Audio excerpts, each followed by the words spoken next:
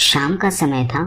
Office के घर आने के बाद पिता फिर से ऑफिस की फाइल में उलझा हुए थे। क्या मैं आपसे कुछ पूछ सकता हूँ? हाँ पूछो। फाइल से नजर हटाते हुए पापा ने जवाब दिया। आप एक घंटे में कितना कमा लेते हैं पापा? बेटे ने पूछा। इस अजीब सवाल पर पिता को बहुत गुस्सा आया। उसने जवाब दिया, तुम्हें इससे क्या मतलब है? क्या बेकार के सवाल पूछकर मेरा टाइम खराब कर रहे हो? देखते नहीं मैं काम में बिजी हूँ।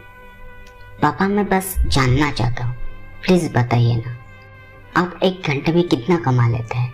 बेटा जिद करने लगा। 500 रुपए, पिता ने जवाब दिया और काम में लग गया। ओह, बेटा सिर झुकाकर कुछ सोचने लगा, फिर सिर उठाकर बोला, पापा आप मुझे 300 रुपए उधार दे सकते हैं? ये सुनना था कि पिता का गुस्सा और बढ़ गया।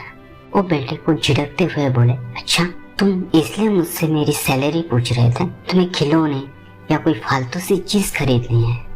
अब एक शब्द कहे बगैर सीधे अपने कमरे में जाओ और सो जाओ। बेटे का चेहरा उतर गया, भारी कदमों से वहां से चला गया। पिता कुछ देर तक तो बेटे की बात पर नाराज रहा, फिर काम में लग गया। काम खत्म होने तक उसकी नाराजगी भी खत्म हो चुकी थी। अब उसे बेटे के प्रति खुद के व्यवहार पर दुख होने लगा। वह सोचने लगा कि हो सकता है बेटे को सच में किसी जरूरी चीज के लिए 300 रुपए की जरूरत हो। पैसे भी हर समय नहीं मांगता है। वो बेटे के कमरे में गए, देखा बेटा बिस्तर पर लेटा हुआ था। उसने पूछा, सो गए क्या? बेटा तुरंत उठकर बैठ गया और बोला, नहीं पापा मैं जागा हुआ हूँ। बेटा मैं काम की वजह से परेशान था और मेरा काम का गुस्सा तुम पर निकल गया। मुझे तुम पर गुस्सा नहीं करना चाहिए था। ये लो 300 रुपए जो उस समय तुम मुझे मांग रहे थे। पिता बेटे के पास बैठते हुए बोले, थैंक यू पापा। बेटा झाग उठा। 300 रुपए एक तरफ रखकर उसने अपने तकिए के नीचे से दबे हुए कुछ नोट निकाले और उसे गिनने लगा। ये देखकर पिता को फिर से गुस्सा आने लगा।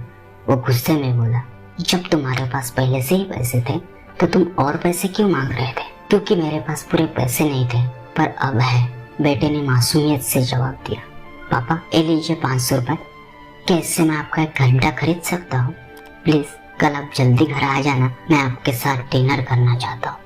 बेटे की बात सुनकर पिता अवाक रह गया। दोस्तों हम सब पैसे कमाने में इतने ज्यादा व्यस्त हो जाते हैं कि हमारा परिवार पीछे छूट जाता है। हमारे पास अपने परिवार और प्रियजनों के साथ बिताने के लिए समय नहीं होता है। समय धीरे धीरे हमारे हाथ से फिसलता जाता रहता है और बीता समय कभी वापस नहीं आएगा। ऑफिस में हमारा रिप्लेसमेंट बड़ी आसानी से ढूंढ जाएगा, लेकिन परिवार का कोई रिप्लेसमेंट नहीं है। तो अपने परिवार को महत्व